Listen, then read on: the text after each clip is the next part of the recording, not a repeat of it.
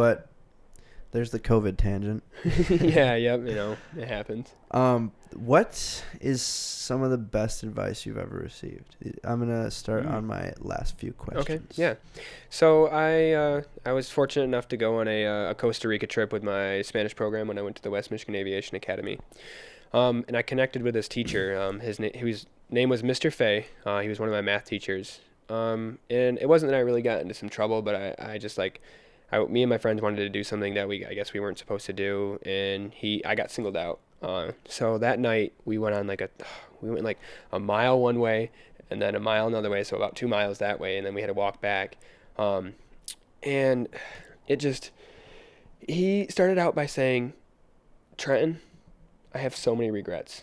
So many regrets. And he goes, the one thing I have to ask of you is, he's like, try to live your life without having regrets. He's like, love your life, love yourself, and just make the most of every situation that you can.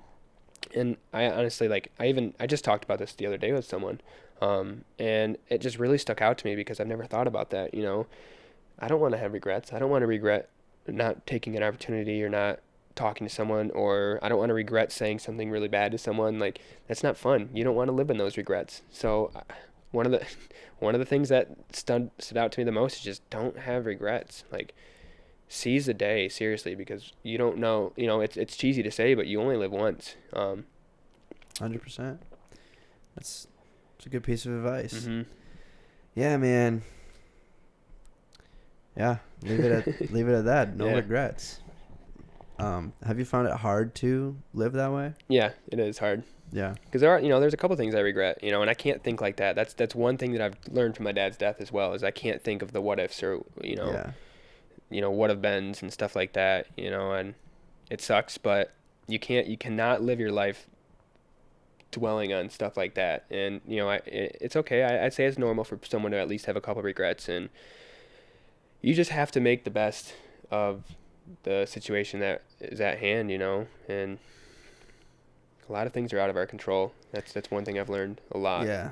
We're not in control. We're only in control of us and our emotions, and we are in control of our emotions. That's something that I've been, dabbling on a lot, because if you're sad and you're not really know why you're sad, you can almost trick your mind into being happy again. Yeah. Even, have you ever been sad and you just force yourself to smile for a minute and you feel better, kind of? Oh yeah, yep. It's weird. Or you tell yourself something, or like we go back to the 5 things that you're grateful for. Yeah. That can That's really important. boost. Yeah. Yeah. Or even if you just do like 10 push-ups, like that'll help your self-esteem a little bit too.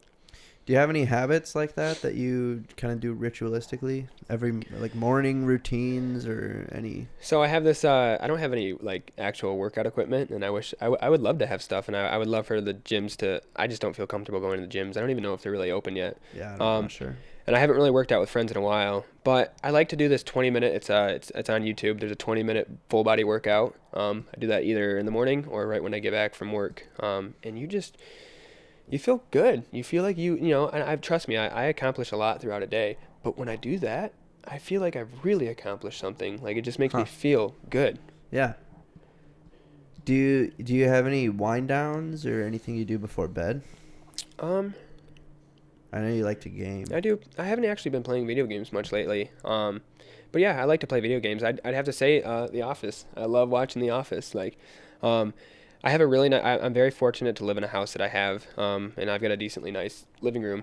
And ever since me and my ex broke up, I haven't been utilizing it. But now I have a friend, Kevin, who's living there now, and we'll sit down on the couch and we'll watch The Office together, or we just started watching Parks and Recreations together, and like, it's fun, We're having a connection while watching something, and hearing Kevin laugh and him and I laugh at the same things. It's almost like, it's cheesy to say, but it's heartwarming. Yeah. It feels good. Yeah, I 100% feel that. Yeah, I do think movies, TV, media, video games, music too is big. Dude. I think it has a unique ability to take you out of whatever stress you went through during that day and just enjoy the fact that we're alive.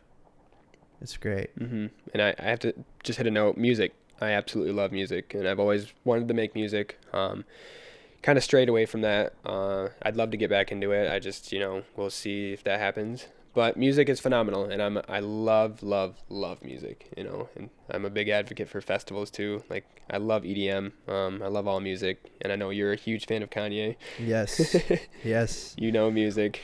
I missed my chance to hang out with him in that last podcast. I saw it, yeah, and I saw your little thing you posted on YouTube too of it too.